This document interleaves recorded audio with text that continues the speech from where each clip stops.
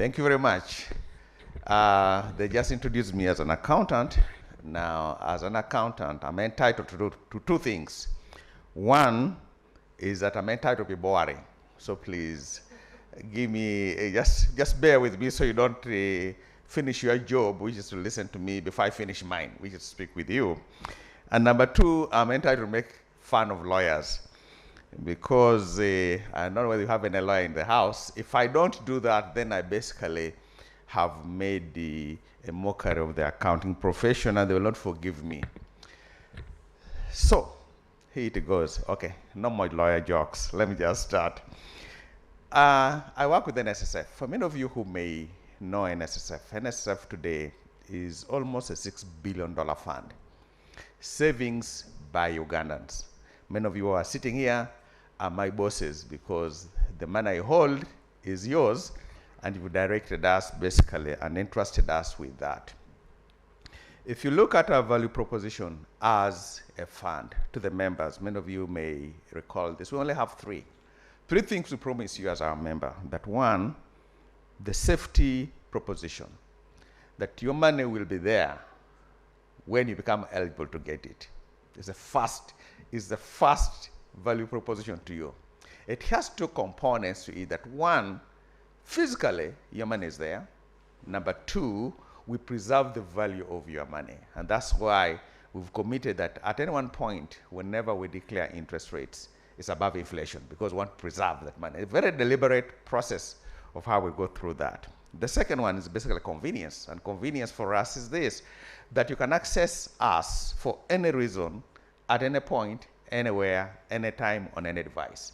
So that informs our technology strategy that we've actually done.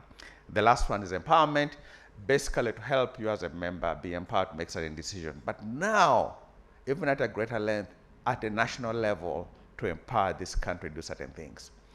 Let me give you some stats that will amaze you. When you look at the tigers, the Asian tigers, start with South Korea, China, Taiwan, Singapore, Malaysia, recently Vietnam. They became Asian tigers when their domestic long-term savings hit 25% of GDP. It meant that they could self-finance certain of their development agendas domestically.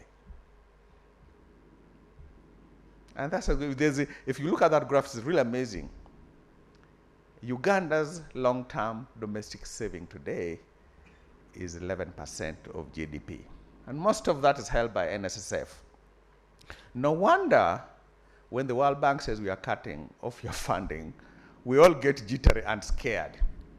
Because one of the things we've done as a country, each time we have got an initiative, we expect investors from outside the country to come and bring 100% of the investment, with us being on the floor. But we need to change the narrative. So at a higher level, even as we empower members, but you can save more, also the nation, that we can now really expand this domestic long-term saving agenda. That from now going forward, we say, no more will we go out and ask for 100% funding.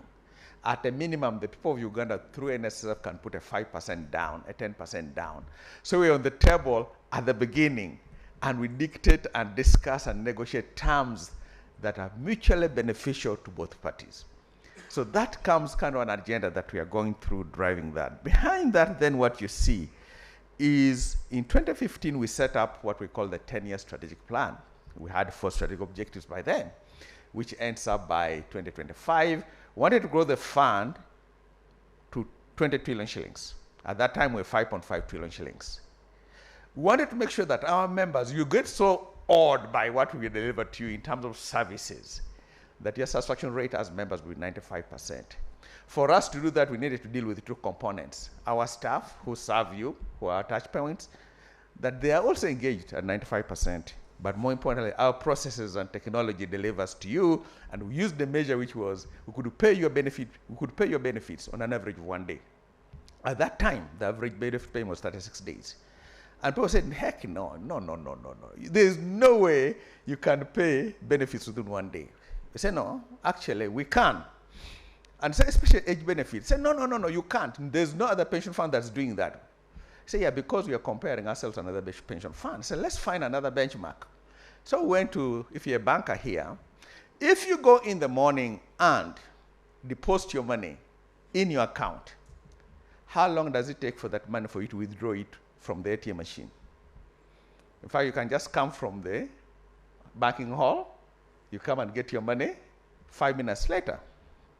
Now, guys, for the last 30 years, I've been taking your money. So I know where you live, I know your birthday, I know when you go eligible, I know where you last worked, I have your phone number. I can even begin process your benefit payments 30 days before you turn 55.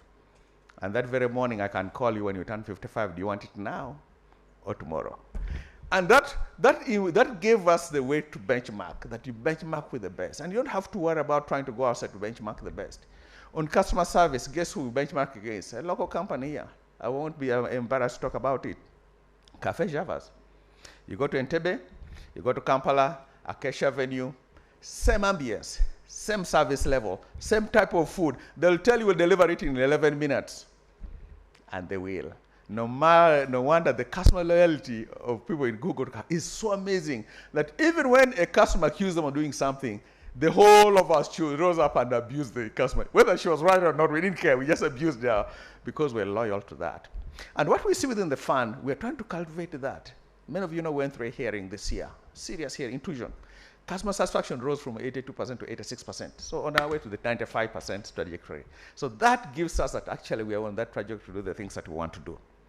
So now we've come with what we call the 2035 plan, because we are pretty much going to hit our 2025 targets. Right now we are 19.4 trillion shillings. Remember we said we wanted to be 20 trillion by the end of 2025. We'll most likely hit by the end of this year.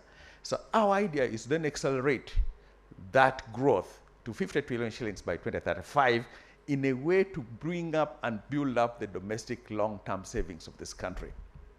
To do that, however, we've got two things we are working on. We are creating a willingness to save, and we are creating the capacity to save. Willing to save, financial literacy, education, that we're all doing that. Capacity to save, jobs, whether informal, whether agriculture, whether it is. So you will find us very, very engaged in that. We're not going to wait for the economy to create the job before somebody becomes a member. We're going to be part of the solution of creating jobs in agriculture, which then touches on one thing we're talking about, energy. Remember, the value proposition to you is safety. And safety has two components, the return we give you and the physical safety. If you look at the energy sector, and you look at things like infrastructure, Bujagali alone, the internal rate of return for Bujagali is around 30%. We missed that boat. But we're saying we're not going to miss it anymore. When you look at the richness of this country, whether it is now, when you look at the infrastructure, the pipeline, you look at the oil refinery, you look at all the agriculture, the minerals that we have so many minerals in this country, but it's buried under the ground. We want to be that local investor, that local partner, that whoever comes from wherever they're coming from, whether they're coming from Russia, from the US, from UAE, to invest. We are part of that team of Ugandans representing you that puts a foot into it, that we can put our legs in and say, no, as Ugandans, don't come and put all the money we need. We'll put some of that money in. So if there are investments out there, we run our numbers, by the way. It has to make business sense. But once we make a business sense, we are willing to do that. Why? Because what we own, what we hold on your behalf is what we call patient capital.